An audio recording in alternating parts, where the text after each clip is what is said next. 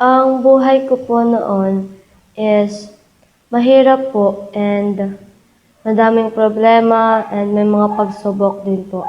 Pero maayos naman po. Nagsimula po ako bilang isang Kristiyano po, pero hindi ko pa po kilala si God, and hindi pa po kilala ng mga kapatid ko and ng mga mama ko. First po na nakakilala kay God is si Kuya, yung panganay po namin kuya. And about sa family naman po, nung nag-abroad po si Mama is nag-abroad po si Mama, parang ano pa lang po ako nun. 7, I think, or 6, nung nag-abroad siya. Pero nung umuwi siya, nung nasa abroad pa si Mama, si Papa pa yung nag-aalaga sa akin, nagbabantay. Then, siya yung nagtatrabaho para sa amin. Pero nung umuwi si Mama, di ko alam kung bakit o ano nangyari, kung bakit niya pinalis si Papa sa bahay ng...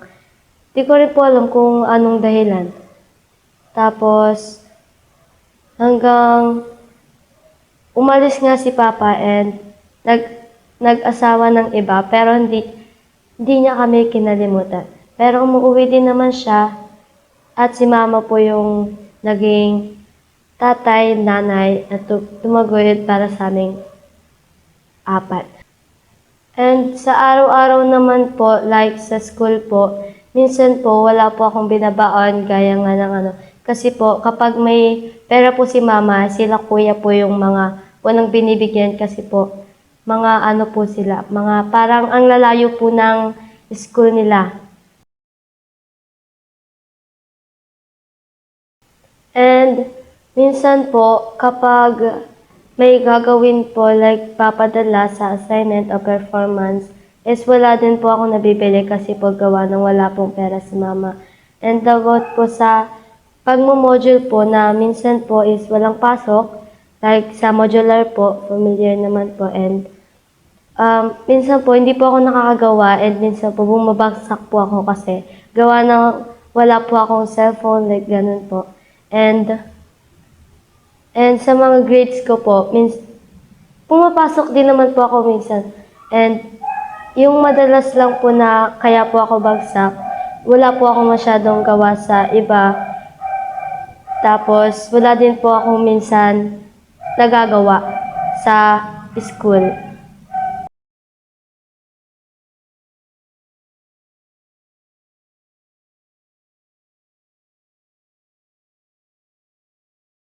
Simula po nang mapunta po ako sa Word of Truth Church po dito po sa San Mateo, is nagbago po ng kaunti patuloy po na nagbabago yung buhay ko dahil nung pinakalala po sa akin si God, and mas lalo ko pang nakilala si Lord.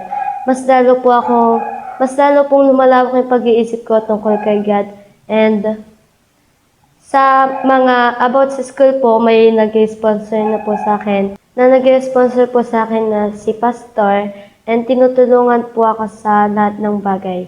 And thankful po ako na may pastor po kami na ganun, and third or second father ko na rin po na tumutulong sa akin, tumutulong sa family ko na alagaan po ako and patuloy na magbunga ng magandang asal, like ganun po.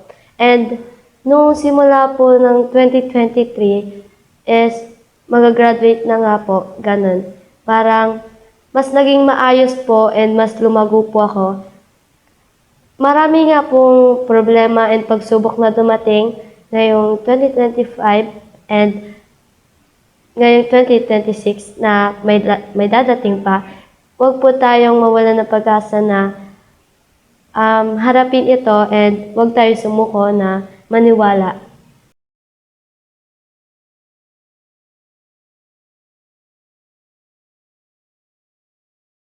Para sa akin po, ang maihahandog ko po sa Diyos is yung talent, time po sa mga bata para po makapag-share ng Word of God.